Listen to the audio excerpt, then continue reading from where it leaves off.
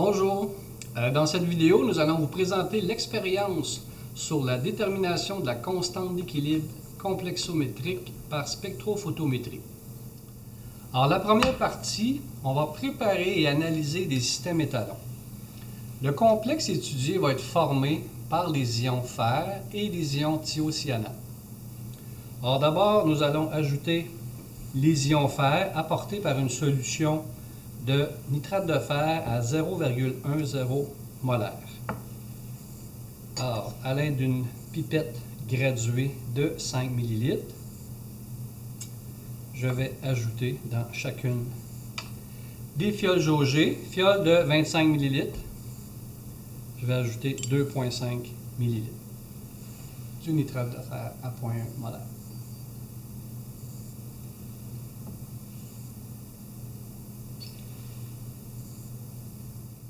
Alors, un premier 2,5.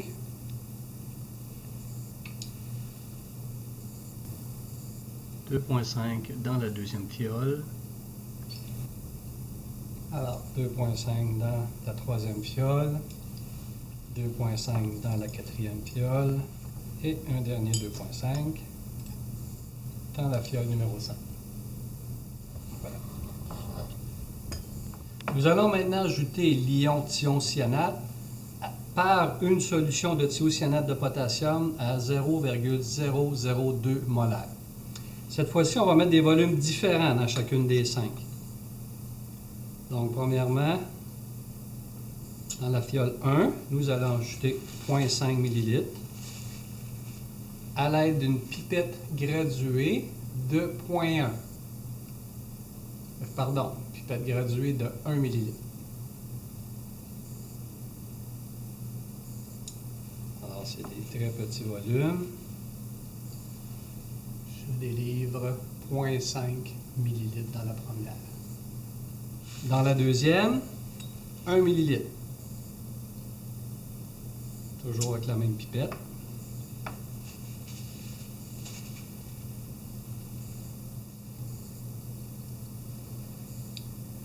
Maintenant, dans la troisième fiole, nous allons ajouter 1,5 ml à l'aide d'une pipette graduée de 5.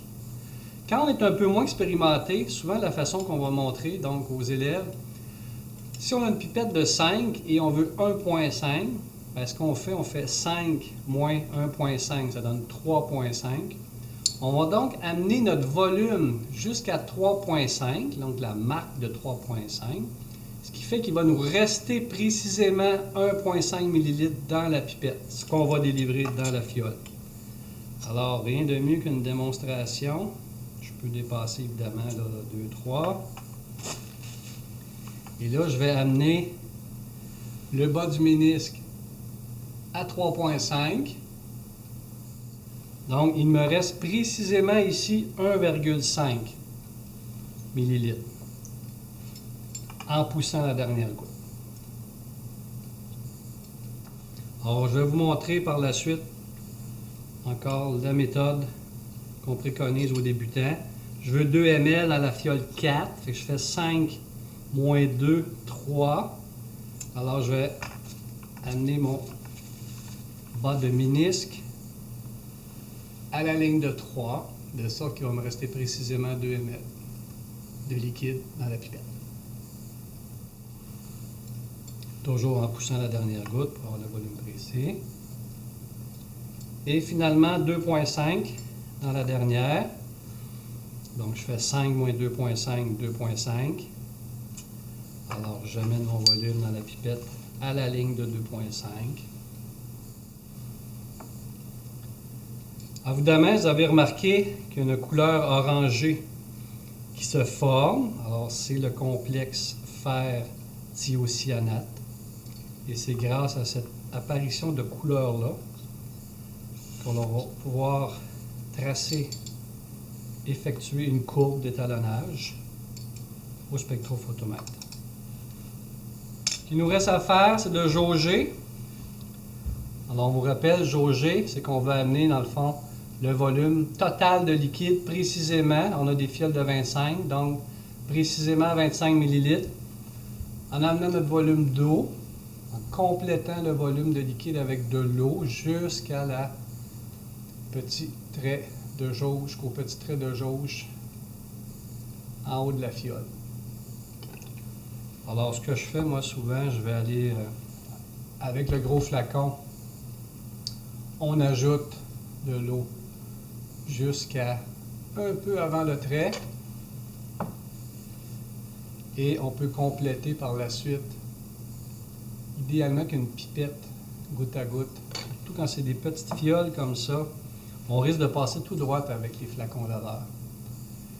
Et je vous rappelle, si on passe tout droit le trait de jauge, il faut recommencer. On ne peut pas enlever juste l'excès qu'on a mis d'eau.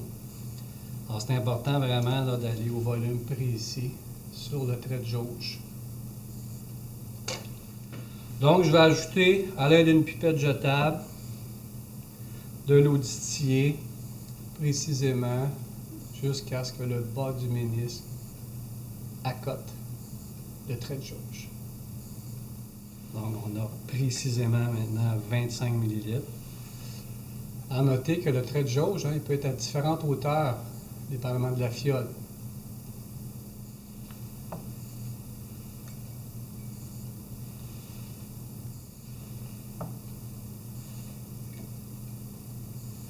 Et la dernière, c'est bon comme ça.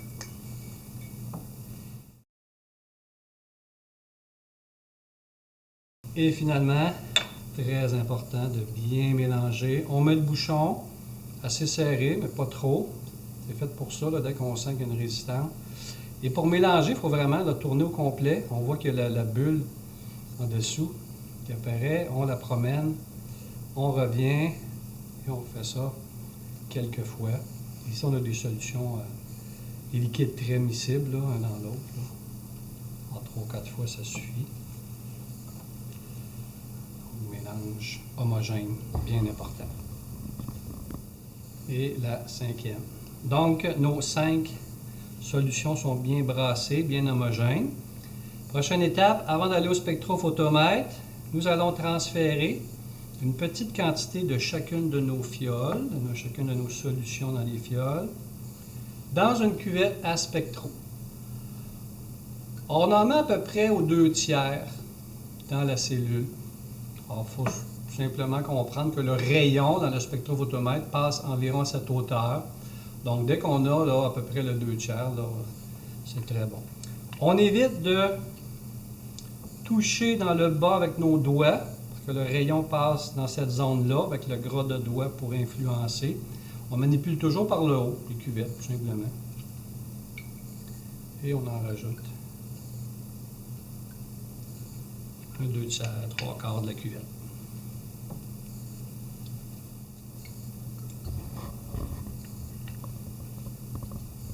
Et voilà. Maintenant qu'on est prêt, on se dirige vers un spectrophotomètre. Alors, la première étape au spectrophotomètre, nous devons positionner nos cuvettes dans le carrousel, dans les compartiments du carrousel à échantillon. Donc, on prend une première cuvette. Il y a un sens aux cuvettes. Il y a 2 côtés dont le verre plastique est parfaitement poli et transparent. C'est dans ce sens que le rayon doit passer. Il y a une petite flèche aussi dans le haut qui nous indique ce sens. Il faut donc positionner la cuvette, le sens transparent, aligné avec les 2 trous dans le fond du compartiment. L'idée, c'est que le rayon part d'ici. Il va passer à travers les 2 trous dans le bas et donc à travers notre échantillon. Et il va aller se faire lire ici par un détecteur. La différence des deux sera ce qui aura été absorbé. Donc on y va avec les 5. Sens de la flèche, toujours dans le sens des 2 trous du bas du compartiment. 3. C'est un petit peu difficile. 4. Alors ici, ça rentre tout simplement à la pression. Donc, vous notez que je manipule dans le haut de la cuvette pour ne pas mettre de doigt à l'endroit où le rayon passe. Et vous noterez qu'on avait déjà mis le blanc qu'on appelle, donc c'est tout sauf nos deux molécules, donc c'est-à-dire c'est une solution acidifiée, tout simplement incolore, eau acide. On ferme le petit couvercle par la suite. La deuxième étape, nous allons fixer la longueur d'onde à laquelle on souhaite lire notre absorbance. Ici, on veut 470 nanomètres. Donc, je fixe l'appareil à 470 nanomètres.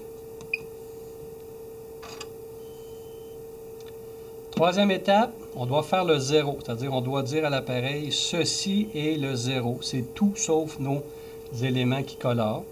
Donc, on va se positionner sur le blanc. Alors, lors de la roulette ici, je dis à l'appareil, au carrousel, positionne-toi à la cuvette du blanc pour faire cette lecture. Et on va forcer le blanc en pesant sur le bouton « Mesurer un blanc ». L'appareil nous indique 0,000. Par la suite, on fait uniquement lire l'absorbance de chacun de nos 5 échantillons. Alors, tout ce qu'on a à faire, c'est de dire à l'appareil « Positionne-toi, positionne la cuvette 1 en lecture ». Il va nous donner une absorbance et on le prend en note. 0,114. On veut la lecture de la deuxième cuvette, donc de la deuxième solution. On appuie sur 2. Tout ce que fait le carrousel, il se positionne en mode lecture pour la cuvette 2. Et on prend la lecture 0,232. Échantillon 3, 0,352. Échantillon 4, 0,423. Échantillon 5, 0,602. Donc, à l'œil, là, ça semble cohérent. Là. En principe, on devrait avoir une droite. Alors, quand c'est fini pour cette partie-là, on fait tout simplement retirer nos 5 cuvettes. On laisse le blanc en place pour la prochaine série plus tard. Alors, pour la partie B, on peut réutiliser les mêmes fioles. Donc, on s'assure de tout conserver les déchets liquides qu'on mettra dans une bouteille à déchets liquides. Alors, on vide, on rince 2-3 fois avec de l'eau distillée et on va être prêt à réutiliser donc les mêmes fioles pour la partie B. Dans la partie B, nous allons préparer et analyser des systèmes X. Alors, pour ce faire, comme première étape, nous allons ajouter dans nos 5 fioles rincées des quantités, des volumes précalculés de fer qui est maintenant à 0,01 molaire. Alors, dans la première fiole, nous allons mettre 1 millilitre. Donc, ce qu'on recherche ici dans cette partie-là, c'est faire des concentrations qui vont aller de 0,0004 molaire à 0,002 molaire. Dans la deuxième, 2 ml, 3 ml dans la troisième,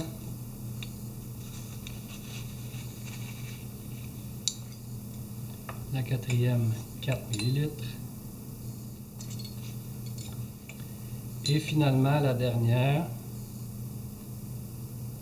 on met 5 ml, donc la pipette au complet.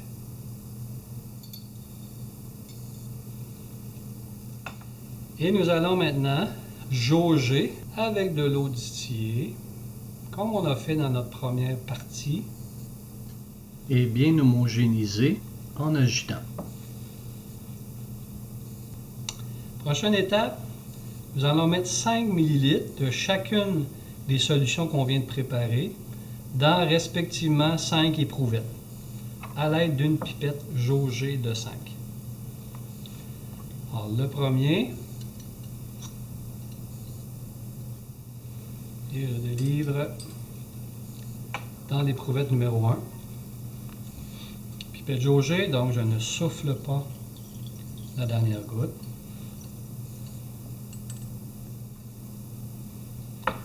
Quand je prends la deuxième solution, comme on a seulement une pipette, je dois rincer la pipette, évidemment, avec la solution que je souhaite, avant de prendre mon volume de 5 ml de cette solution-là.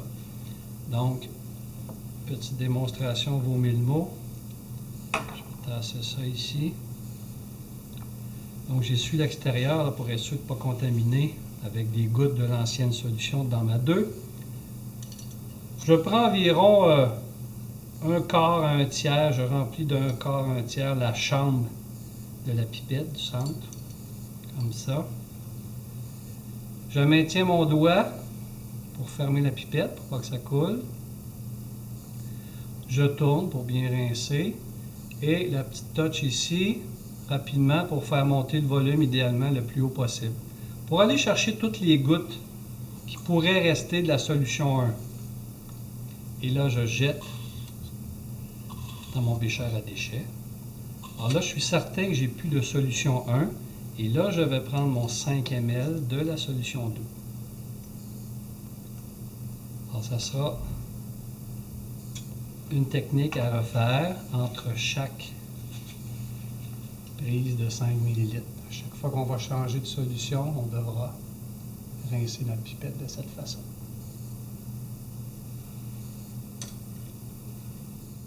Et la 5e. Donc 5 ml de chacune de nos 5 solutions de fer que l'on a fait juste avant. Et à tout cela, on va rajouter 5 ml à l'aide d'une pipette jaugée encore de KSCN à 0.002 molaire toujours. Alors 5 ml de KSCN dans chacune des 5 éprouvettes. Et là, on devrait voir apparaître la couleur. Si on ne s'est pas trop trompé, c'est bon signe. Alors, notre complexe fer-thiocyanate se forme. On appelle le ferrithiocyanate. Et la 5e et dernière. Alors, nous allons maintenant homogénéiser les 5 solutions. Donc, rendre homogène à l'aide du vortex. Donc, comme son nom le mentionne bien, hein, ça crée un vortex comme un tourbillon. Et ça permet de bien mélanger les deux solutions. C'est très miscible, donc seulement quelques secondes d'agitation suffisent. Et la dernière.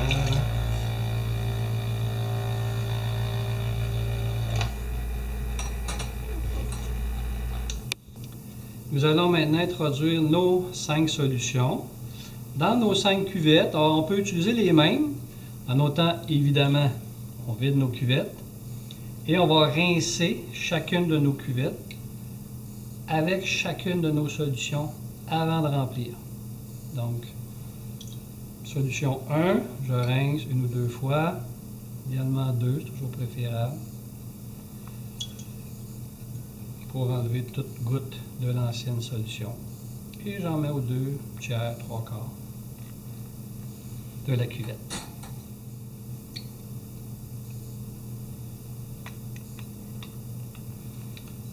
Alors ensuite, on est prêt à aller au spectrophotomètre. Idéalement, en fait, on recommande fortement d'utiliser le même spectrophotomètre. Alors, il nous reste à prendre la lecture de l'absorbance de nos 5 échantillons dans nos cuvettes. Alors, comme pour la partie A, on a introduit nos 5 cuvettes dans le carrousel. La longueur d'onde est toujours à 470. On fait d'abord le 0 avec le blanc. On force le 0, il était déjà 0, mais pour être certain, on peut refaire. Et on lit un par un les valeurs d'absorbance. Premier, 0,215. Deuxième, 0,418. Troisième, 0,567.